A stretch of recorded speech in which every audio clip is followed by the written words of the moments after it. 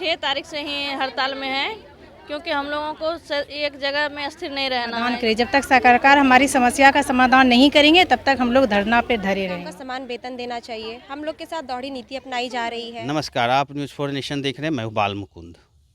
पिछले 22 दिनों से एनएचएम के एनएमआर कर्मी हड़ताल पे है। यह हड़ताल अनिश्चितकालीन तौर पे रूप ले चुकी है। साथ ही साथ एनएचएम के कर्मियों का, एनएमआर कर्मियों का कहना था कि हमारी मुख्य रूप से 2-3 मांगें हैं। सर्वप्रथम हमारी मांगें हैं समान काम, समान वेतन, साथ ही साथ मूलभूत सुविधाएं, जो कि सुदूर ग्रामीण क्षेत्र में हम लोगों की ड्यूटी होती है। हम लोग जो है कि लगातार सुदूर गांव में जहां पे आने जाने की भी सही ढंग से सुविधाएं नहीं है, हम लोग दूर दराज गांव में यहाँ तक बाढ़ की विभीषिका भी वहाँ पे झेलनी पड़ती है। वहाँ पे हम लोग लगातार ड्यूटी कर रहे हैं, लेकिन हम लोगों की वहाँ पे मूलभूत सुविधा भी नहीं है, शौचालय नहीं है, पीने के लिए शुद्ध पानी नहीं मिलती है। तो उन सभी चीज़ों को लेकर के हम लोग लगातार पिछले 8 जुलाई से लगातार अनिश्चितकालीन हड़ताल पे हैं। उन लोगों का साफ कहना था, लगातार बिहार सरकार के विरुद्ध नारेबाजी कर रहे थे, कह रहे थे जिस प्रकार से उन्होंने हम लोगों का लग रहा है शोषण किया जा रहा है। हम लोगों को समान काम, समान वेतन चाहिए, साथ ही साथ मूलभूत सुविधाएं जो है उनको भी दिया जाना चाहिए। हम लोग को फेशियल अटेंडेंस से कहीं कोई नाराज़गी नहीं है, लेकिन वहाँ पे जब इंटरनेट की सुविधाएं नहीं होगी, जिस तरीक़ा से नेटवर्क नहीं रहते हैं, तो हम लोग किस प्रकार से अपनी फेशियल अटेंडेंस, वो भी 3 बार देने के लिए बोला गया है, तो हम लोग कैसे देंगे। तो उन लोगों का साफ कहना था कि हम लोग फेशियल अटेंडेंस, वहाँ पे नेटवर्क की सुविधा नहीं हो, जिस कारण से हम लोगों को एब्सेंट कर दिया जाएगा। आइए हम सुनवाते हैं कि एनएचएम के कर्मी एनएमआर द्वारा क्या कह रही हैं। महिलाएं लगातार विरोध प्रदर्शन कर रहे हैं, सरकार के विरुद्ध नारेबाजी भी कर रही हैं, लेकिन आज पिछले 22 दिन हो चुका है इन लोगों के हड़ताल पर रहने पे। एनएचएम के एनएमआर कर्मी द्वारा क्या कह रहे हैं, उनकी पूरी बातों को सुने, लगातार बने रहें। को समान काम का समान वेतन देना चाहिए। हम लोग के साथ दोहरी नीति अपनाई जा रही है। एक ही जगह पे दो तरह के अटेंडेंस हो रहे हैं। परमानेंट के साथ फेशियल अटेंडेंस तो होना नहीं है, संविदा कर्मी के साथ होना है। एक तो इतनी महंगाई में हमारी सैलरी कम है, मात्र 11,500 रुपये हम लोग की सैलरी है। बताइए हम लोग के बच्चे लोग कैसे, शिक्षा में भी 18% जीएसटी कट रहे हैं, कैसे हम लोग के बच्चे लोग पढ़ेंगे लिखेंगे, क्या करेंगे। 13,000 में हम लोग क्या से क्या करेंगे। आने जाने में हम लोग को डेली के डेली 200 रुपये भाड़े लगते हैं, एक तरफ आना जाना, कैसे क्या मैनेज करेंगे हम लोग। तो हम लोग को समान काम का समान वेतन देना होगा। और दूसरा अटेंडेंस प्रॉब्लम ये है कि हम लोग को अटेंडेंस बनाने में कोई दिक्कत नहीं है, दिक्कत है कि हमारी सुविधा नहीं है।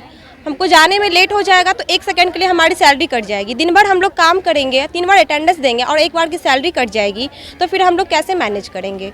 तो हम लोग को पहले सुविधा दिया जाए, अटेंडेंस बनाने में हमें कोई प्रॉब्लम नहीं है। महंगाई बोलो ना। परिचय हम लोग, मेरा नाम अनामिका कुमारी, हम कहलगांव ब्लॉक से हैं। हम लोग DHS से शुरू किए हैं और CS ऑफिस तक आए हैं।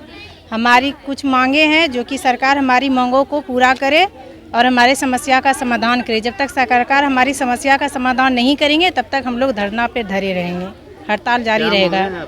हमारी मांगे हैं कि फेस अटेंडेंस को हटाया जाए, समान काम का समान वेतन है।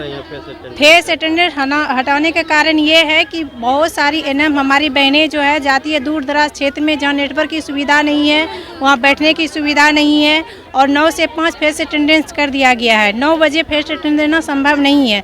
अगर जाने में हमें 5 मिनट भी लेट हो जाएगा तो वहाँ फेस अटेंडेंस अनुपस्थित बताया जाएगा और हमारा तो पूरा दिन का पैसा कट जाएगा।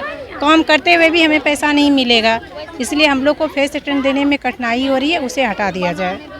और हमारी कम वेतन है, कम मानदेय 11,500 मानदेय पे हम लोग काम करते हैं, जिससे कि हम लोग को भरण पोषण नहीं हो पाता है।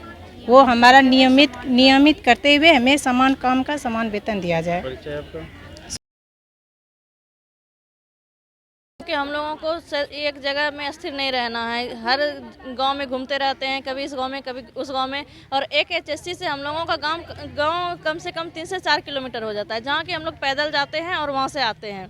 तो ऐसे स्थिति में हम लोग फेस अटेंडेंस नहीं बना सकते हैं, इसलिए हम लोग फेस अटेंडेंस नहीं बनाएंगे, उसी का बहिष्कार कर रहे हैं। जाना आना संभव नहीं है, और अगर यदि हम जाएंगे फिर आएंगे तो पता चलेगा हम कुछ काम नहीं कर पाएंगे। क्या असुविधा है?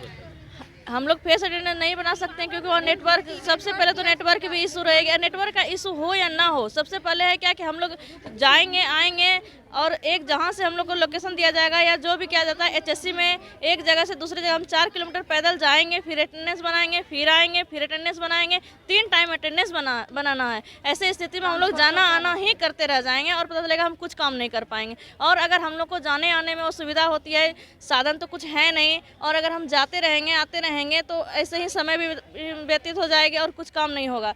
और अगर हम जाएंगे आएंगे ही तो फिर काम कैसे करेंगे, इसलिए हम लोग नहीं जा सकते हैं। कुछ बातें हुई आपके अभी कुछ बात नहीं हुई है। हम लोग भी अपना हर जगह पे जा रहे हैं, आवेदन दे रहे हैं, अपना हड़ताल किए जा रहे हैं, हम लोग संघर्ष कर रहे हैं और करते ही रहेंगे जब तक कि हम लोग का फेस अटेंडेंस बंद ना किया जाए, समान कानून का समान वेतन नहीं दिया जाए, तब तक हम लोग हड़ताल करते ही रहेंगे।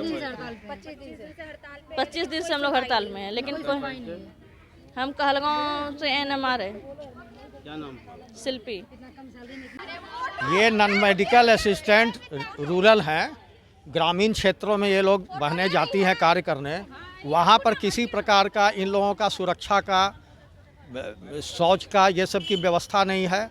और इन लोगों को FRS सिस्टम है ना, FRS सिस्टम से फेस टू फेस अटेंडेंस के लिए बोला जाता है। बहुत बार ऐसा होता है कि नेटवर्क नहीं रहता है, जिस कारण इनका जो है अटेंडेंस कट जाता है, और अटेंडेंस कटने के कारण सैलरी कट जाती है। पहला तो ये लोग मानदेय पर हैं, मात्र 11,000 सैलरी पर वो काम कर रहे हैं जो अभी रेगुलर स्टाफ 1 लाख सवा लाख सैलरी पर काम कर रहे हैं, जबकि काम उतना ही करना पड़ता है, वो भी गांव में इंटीरियर इलाकों में जा कर के।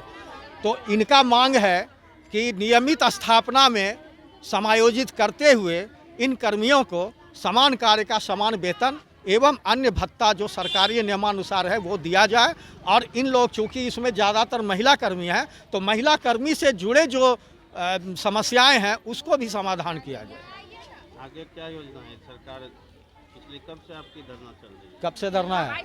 22 तारीख से ये लगातार चल रहा है, और एक दौर जो है वहाँ पर मंत्रिमंडल में बातचीत भी हुई है हमारे महासंघ गोप गुट के द्वारा।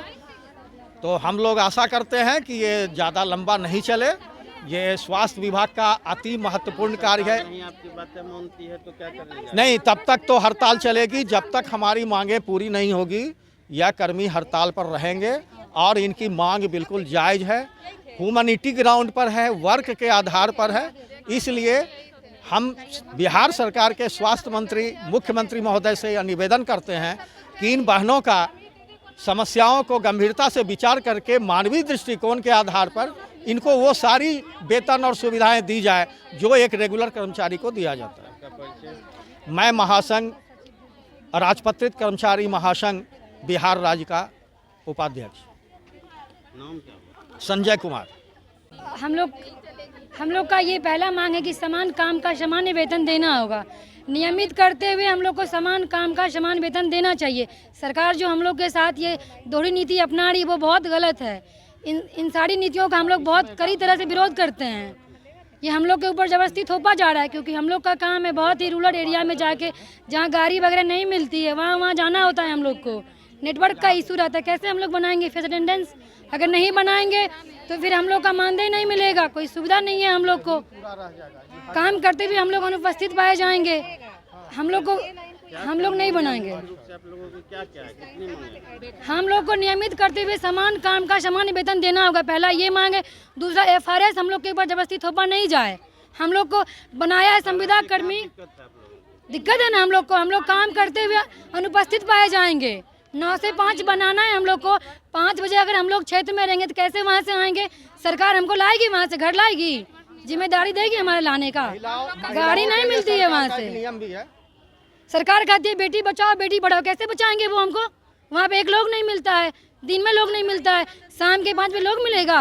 नाव पार करके जाना होता है। अभी पूरा बाढ़ से डूबा हुआ एरिया है, अभी बाढ़ से डूबा हुआ एरिया, कैसे आएंगे हम वहाँ से? सरकार ला लेगी वहाँ से, हम डूब जाएंगे तो 11,000 में क्या हो जाएगा हमारा तो गारंटी नहीं, हमारा फैमिली का क्या गारंटी लेंगे वो? सारा मानदेय हम लोग को सब कुछ एकदम नियमित कर्मचारी की तरह हम लोग को सब कुछ चाहिए। हम लोग के साथ सिर्फ खिलवाड़ किया जा रहा है, हम लोग का भविष्य खराब किया जा रहा है, समय बर्बाद किया जा रहा है, संविदा कर्मी पे बहाल करके हम लोग के साथ शोषण किया जा रहा है। एक तो ऑफिस में अफसरगिरी हो रहा है, अफसर लोग हम लोग के साथ शोषण करते हैं, बाहर में सरकार शोषण करती है हम लोग के साथ। ये नहीं चलेगा, जब तक हम लोग का मांग पूरी नहीं होगा तब तक हम लोग हड़ताल पे ही रहेंगे। क्या